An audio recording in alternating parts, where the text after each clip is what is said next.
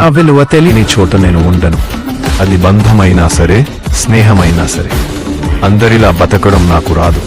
సింహంలా సింగిల్గా ఉండటమే నాకు ఇష్టం. అవసరం కోసం వాడుకోవడం, అవసరం తీరాక వదిలేయడం నీకు అలవాటు ఏమో కానీ నాకు కాదు. నమ్మించి మోసం చేయడం నా రక్తంలోనే లేదు, కానీ మోసం చేస్తే మాత్రం మళ్ళీ క్షమించే అలవాటు అస్సలు లేదు. డబ్బు ఉంటేనే విలువ ఇచ్చే ఈ సమాజంలో గుణం చూసి ప్రేమించే మనసు నాది. నన్ను అర్థం చేసుకోవడం కష్టం, అర్థం చేసుకుంటే మర్చిపోవడం ఇంకా కష్టం. ఇదే నేను. నాన్న అనే పదం మనకు ఉన్నప్పుడు విలువ తెలియదు.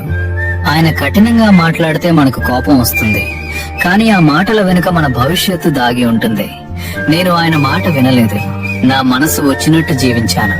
ఆయన లేనప్పుడు తెలిసింది ఆయన కోపం ప్రేమే అని. ఇప్పుడు ఒక్కసారి నాన్న అని పిలవటానికి కూడా అవకాశం లేదు. కొన్ని ప్రేమలు ఆలస్యంగా అర్థమవుతాయి, కానీ అప్పటికి మనం ఆలస్యం అయిపోతాం. నీకొక జీవిత సత్యం చెప్పనా నేస్తమా?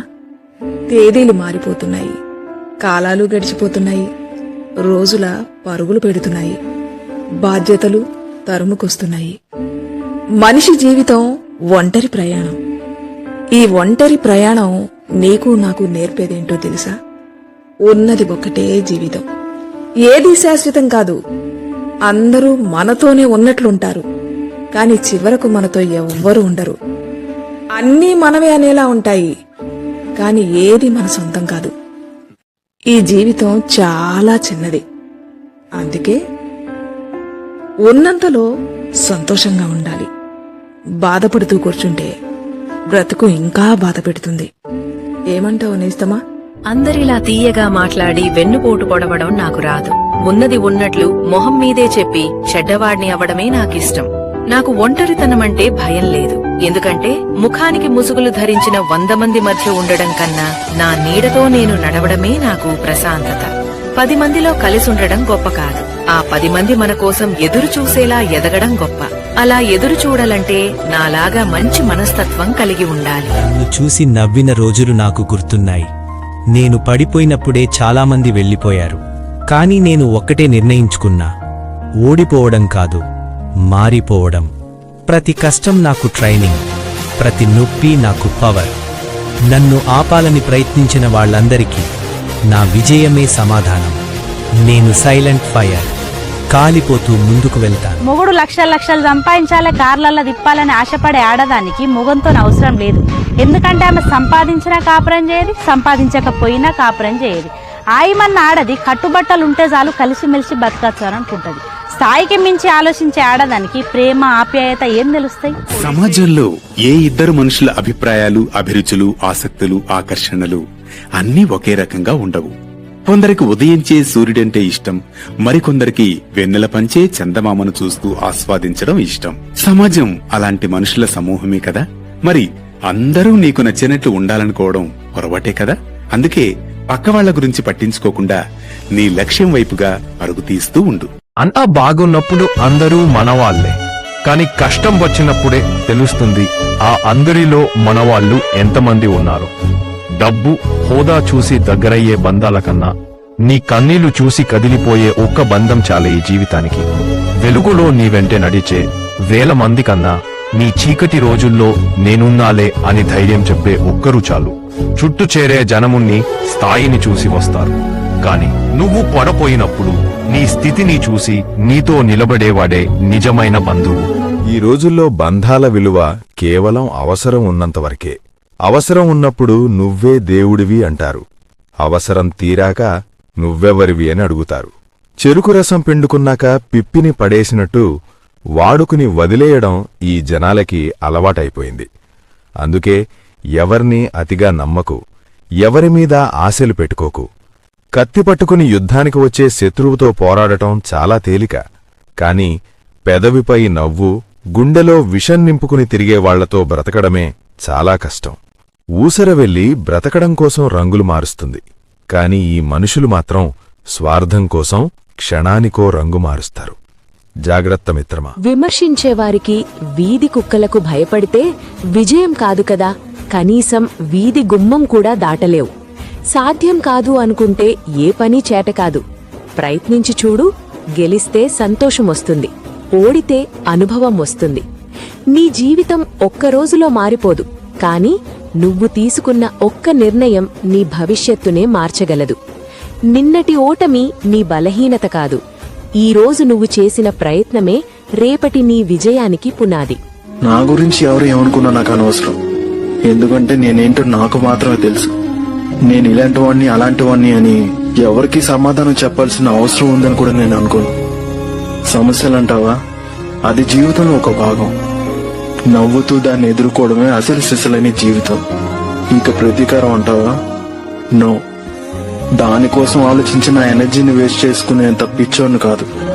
సింపుల్ గా చెప్పాలంటే అలాంటి వాణ్ణి నా బ్రెయిన్ లో కాదు కదా, నా జీవితంలో ఫ్యూచర్ లో కూడా లేకుండా డీలీట్ చేస్తాను. నిన్ను దిగజార్చిన వాడిని వదిలిపెట్టకు, నిన్ను చులకన చేసిన వాడిని మర్చిపో, నీతో కాదులే పోరా అన్న వాడిని విడిచిపెట్టకు.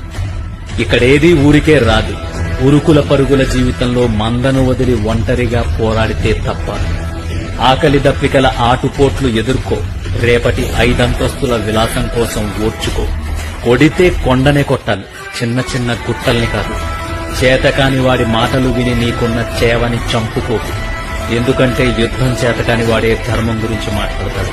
పడితే దెబ్బ తగులుతుందని పాకుతూ ఉంటే ఎప్పటికీ పరుగు నేర్చుకోలేవు. భయపడుతూ ఉన్నచోటే ఉండిపోతే ఇక్కడ బతకలేవు. గెలుస్తావో ఓడిపోతావో తర్వాత సంగతి, ముందుకు అడుగు వేసి చూడు. గెలుపు నిన్ను నడిపిస్తే ఓటమి తర్వాత ఏం చెయ్యాలో నేర్పిస్తుంది. జీవితం ఒక క్రికెట్ మ్యాచ్ లాంటిది. ప్రతి బాల్ని 6 కొట్టలేవు, అలాగే ప్రతి ప్రయత్నం సక్సెస్ కాలేదు. ఒక్క వికెట్ పడినంత మాత్రాన ఓడినట్టు కాదు, ఒక్క ఫెయిల్యూర్ వచ్చినంత మాత్రాన జీవితం ముగిసినట్టు కాదు. ఏ టీం అయితే చివరిదాకా ఓపికతో ఆడుతుందో, ఏ వ్యక్తి అయితే చివరిదాకా కష్టపడతాడో వాడే గెలుస్తాడు. గుర్తుపెట్టుకో. దయచేసి నా రిక్వెస్ట్ ఏమంటే, కొంతమంది అనవసరంగా అన్నం వేస్ట్ చేయడం, ఒక్క మెతుకు రావడానికి ఎన్ని రోజులు పడుతుంది సార్? నాకు విలువ తెలియట్లేదండి. నేను చెప్తున్నా కదా సార్, అన్నానికి అమ్మకు తేడా ఏమంటే, అన్నం కడుపులో ఉండి కాపాడుతుంది, అమ్మ కడుపులో పెట్టుకొని కాపాడుతుంది అన్నారు. అందుకే మన్నులో నుంచి అన్నం తీసే రైతన్నని ఆ రుణం ఎలా తీర్చుకుంటాం సార్? మన్నులో నుంచి అన్నం తీసే రైతన్న, మండు టెండను కూడా లెక్క చెయ్యకుండా సార్ ప్రాణాలని పన్నంగా పెట్టి మనకు బువ్వ పెట్టే రైతన్న, ఆకలి పీగులకు ఆసరాగా ఉండే రైతన్న, వాళ్ళ రుణం ఏమిచ్చి తీర్చుకోగలం సార్? ఊరికే చెప్పడం కాదు కానీ నిజంగా చెప్తున్నాను సార్, రైతన్నకు నేను పాదాభివందనం చేస్తున్నాను. ఈ రోజు నీ పరిస్థితి బాగుంది కదా అని పరిస్థితి బాగాలేని వారిని హీనంగా చూడకు. కాలం అన్ని పరిస్థితులను మార్చగలదు. నీ పరిస్థితి తలకిందులు అవ్వడానికి 1 సెకండ్ సమయం చాలు. గుర్తుంచుకో, మనిషి గొప్పతనం 6 అడుగుల అందంలో కాదు, ఆలోచించి మాట్లాడే అరంగులం నాలుక మీద ఆధారపడి ఉంటుంది. జాగ్రత్త. పచ్చని చేన్ల పురుగు పడ్డదనుకో, అది ఆ పంటనంతా నాశనం చేస్తుంది. అట్లనే పచ్చని సంసారంలో కూడా ఎవరైనా సిచ్చు పెడితే ఆ కుటుంబమే నాశనం అయిపోతుంది. అలాంటి చీడ పురుగులను ఏరి పారేయాలి, లేదంటే అది ఇంకా ఎన్నో పంటలను నాశనం చేస్తూనే ఉంటది. అన్న, మనిషి యుద్ధాలు చేసిన ఆపేసి చాలా రోజులు అయిపోయింది. మోసాలు చేయడం స్టార్ట్ అయింది. మనతో నవ్వుకుంటా ఫోటో తీయటం కూడా నమ్మొచ్చట్లేదు. యుద్ధం ఏ ఎటు నుంచి వస్తుందో తెలుస్తుంది, మోసం ఎప్పుడు వస్తుందో తెలియదు, ఎక్కడి నుంచి వస్తుందో తెలియదు. జాగ్రత్త. అందరు మంచిగా ఉంటున్నారని ఎప్పుడు అనుకోదు, మంచిగా ఉన్నతోటే ప్రాబ్లం. మనమే గొప్పవాళ్ళమనుకుంటే భగవంతుడు మనకన్నా గొప్పవాడు. మనం ఒకరిని బాగు చేయకపోయినా పర్లేదు, కానీ మనకంటే గొప్పవాళ్ళు లేరని ఇంకొకరిని బాధ పెట్టకూడదు. ఓర్పుగా ఉండు. నీ మంచితనాన్ని చేతకానితనం అనుకున్న వాళ్లే రేపు నీ కాళ్ల దగ్గరకు వచ్చి క్షమించమని అడిగే రోజు వస్తుంది. అప్పటిదాకా మౌనంగా ఉండు. ఒకరిని మోసం చేసి సంపాదించిన ఆస్తిగాని, ఒకరిని ఏడిపించి పొందిన ఆనందంగాని ఎప్పటికీ నిలబడవు. అమాయకుల కన్నీరు చాలా ప్రమాదకరమైనది. అది నేల రాలకముందే దేవుడి దగ్గర నీ పతనాన్ని ఖరారు చేస్తుంది. ఈ రోజు నువ్వు దర్జాగా బతుకుతుండొచ్చు, కాని ఆ ఉసురు తగిలిన రోజు నీకు తాగడానికి గుక్కెడు నీళ్లు కూడా దొరకవు. ఇది రాసిపెట్టుకో.